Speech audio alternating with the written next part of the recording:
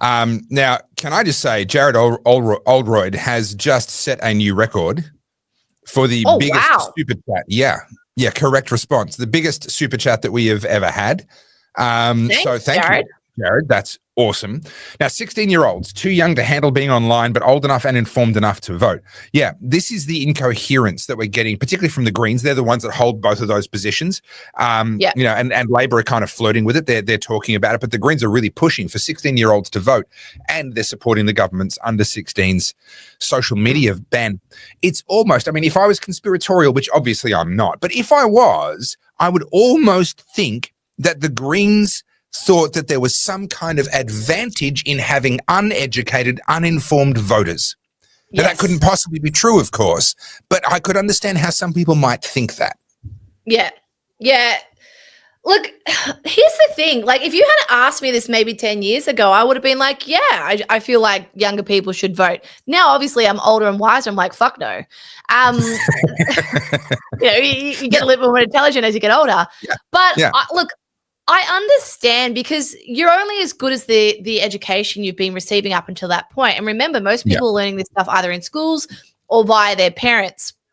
And so what I believe you need is to drive some of those ideologies, like try them on for size in the real world.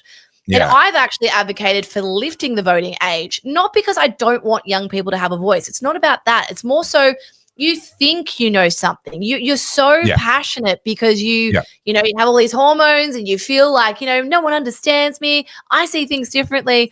And then you go and get yourself beaten black and blue by the reality of the real world. And then you go, oh, shit, okay.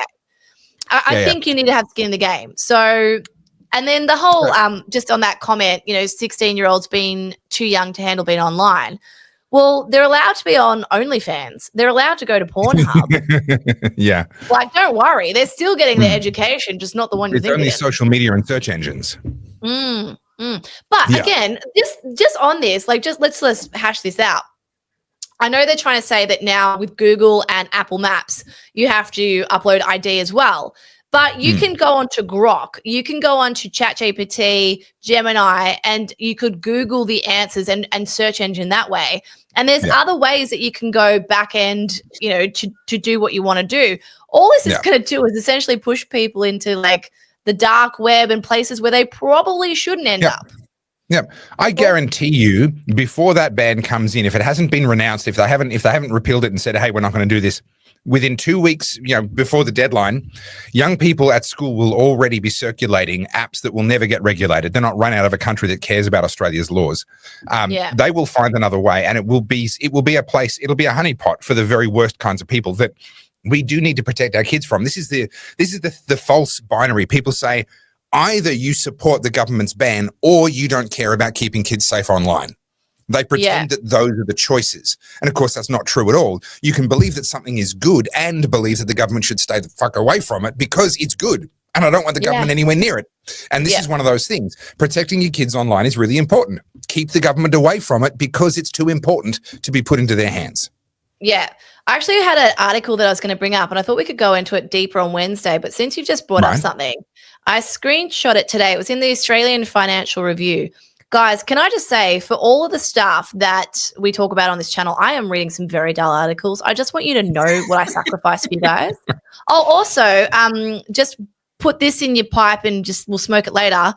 Treasurer Jim Chalmers has been urged to consider a baby bonus. So, like, just park that. Back to AFR, if I find it. And it was talking about my new hometown or my new home state, Queensland. And basically they did a poll and they realized to sell a cup of coffee in Brisbane, there's 31 different processes that a small business needs to go to before they can sell a cup of coffee for $5.50.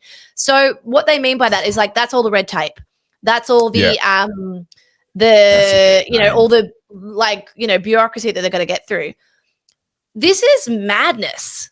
Oh, it's unsustainable. You cannot survive that as a business. You cannot do that. That's insane. And that's just Brisbane. I'd hate to know what Victoria is. I don't know if anyone's done those numbers. Why is it always the way that when I think of these things, I can't pull them up immediately? I'm not being rude. I'm just going to find it. While you're looking for that, Franco Cozzo, you buy from Franco Cozzo. Miguelo. Sorry, that's for all you Melbourne peeps out there. Grand sale. Yeah, grand sale.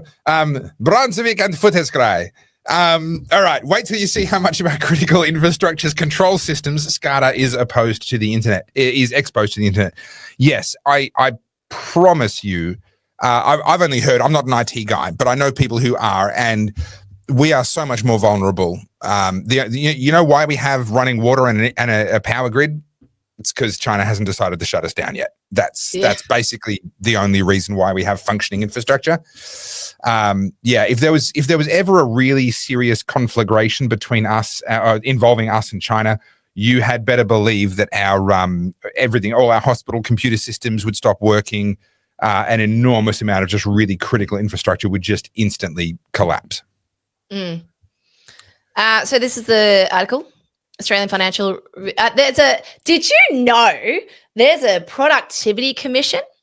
Because nothing says government like having a consultancy that's run with government or taxpayer money to investigate things, to give a finding that, actually, there's a little bit too much bureaucracy. Yeah, that's right.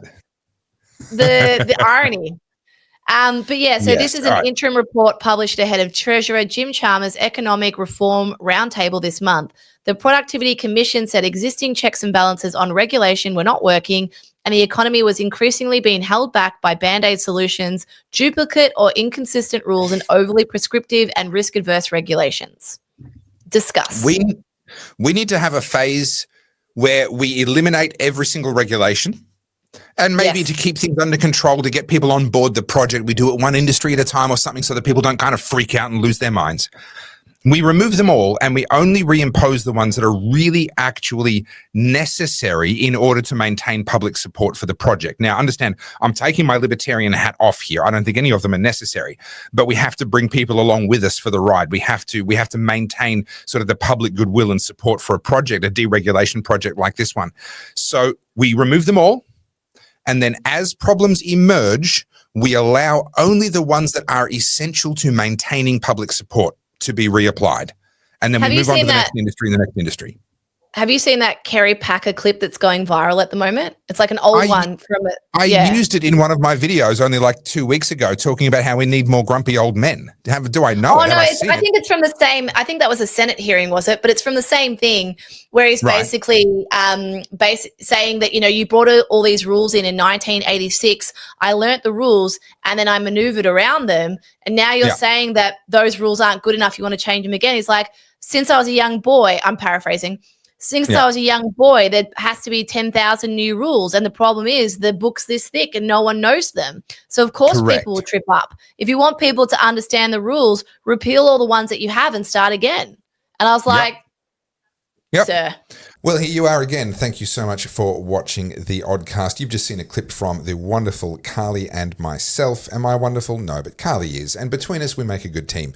So head on over to the Oddcast HQ on YouTube and watch our full episodes over there. See you there.